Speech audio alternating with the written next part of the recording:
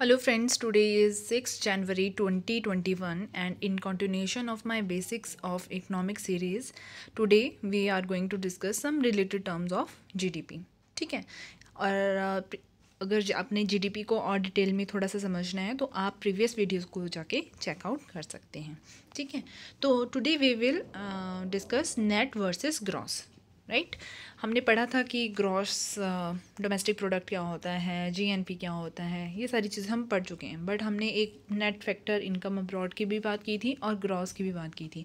तो इसको और डिटेल में थोड़ा सा समझ सकते हैं कि नेट होता क्या है। बेसिकली ग्रॉस माइनस डेप्रिशिएशन, ऐसे तो आपको पता ही होगा।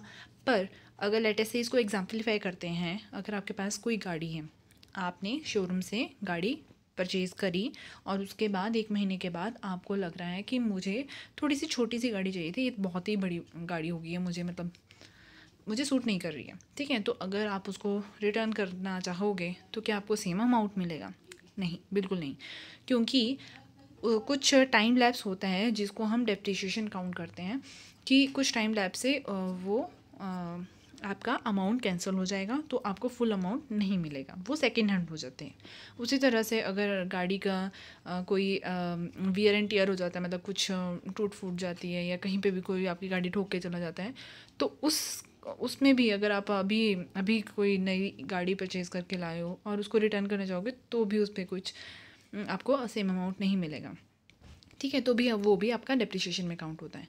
उसी तरह से लेटे से आपका कोई आपकी 800 है मारुति और 2007 में आपने ख़रीद रखी है और अब आप 2020 में उसको बेचना चाहते हो, तो इट इज़ अ ह्यूज मतलब time gap between the time lapse भी हो रहा है, वियर एंड टियर भी हुआ होगा और टेक्नोलॉजी भी ओल्ड होगी, तो उसमें भी बहुत ज़्यादा डिप्रिशिएशन होगा। तो वो डिप्रिशिएशन कभी फिक्स नहीं होता, इट डिपेंड्स। ठीक है, कितना टाइम लैप्स है, कितना टूट फूट गया है, कितनी पुरानी टेक्नोलॉजी है, ये सारे कैलकुलेट करके डिप्रिशिएशन काउंट होता है। ठीक है, तो आई होप कि आपको ये इस दोनों में डिफरेंस क्लियर हो गया होगा। नेक्स्ट हम आते हैं एनडीपी पे। एनडीपी इज़ आपका नेट डोमेस्टिक प्रोड्यूस। ठीक है, तो आपने जीडीपी पढ़ा था, ग्रॉस डोमेस्टिक प्रोड्यूस। तो एनडीपी क्या होगा? जो ग्रॉस में से आपका डिप्रिशिएशन जितना भी हो गया है, अगर हम फाइनेंशियल ईयर का काउंट करते हैं जीडीपी, तो उस फाइनेंशियल ईयर में जितना भी डिप्रिशिएशन हुआ है तो that will counted as a net domestic produce. Now now हमारे पास है NNP. NNP is the net national produce. Net national produce को आप देख पा रहे हो, there is a formula GNP minus depreciation. GNP मैंने पहले पिछले वीडियो में डिस्कस किया है, GDP plus net factor income abroad.